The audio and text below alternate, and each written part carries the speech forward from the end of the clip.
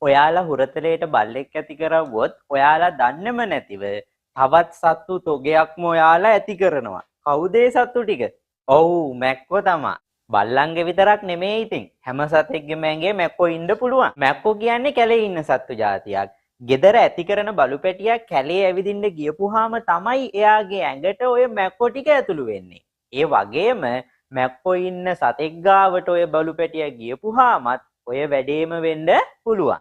මැක්කෝ කෑම විදිහට ගන්නේ තවත් කාගේ හරි ලේනේ. මැක්කෙක් කාගේ හරි හපන්න කලින් එයාගේ කටින් රසායනික ද්‍රව්‍යයක් පිට කරනවා. ඒ රසායනික ද්‍රව්‍යයෙන් හින්දා එයා හපනවා කියලා කාටවත් දැනෙන්නේ නැහැ. මොකද ඒ රසායනික ද්‍රව්‍යයෙන් හිරිවැටීමකට ලක් වෙනවා. සමහර කිනිතුල්ලෝ දවස් ගාණක් වුණත් එකම තැන එල්ලීලා ලේ බොනවා. සමහර වෙලාවට නම් ඉතින් කිනිතුල්ලෙක් කන එක වැඩි ගණන් ගන්න දෙයක් නැහැ.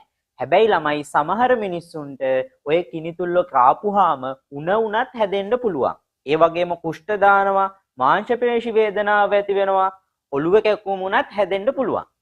එහෙම ලෙඩ හැදෙන්නේ ළමයි මැක්කන්ගේ ඇඟේ මාර විදිහට බැක්ටීරියාවෝ ඉන්නවා.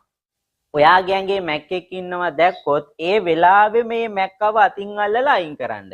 ඊට පස්සේ හොඳට සබන් දාලා හොදගන්න ළමයි.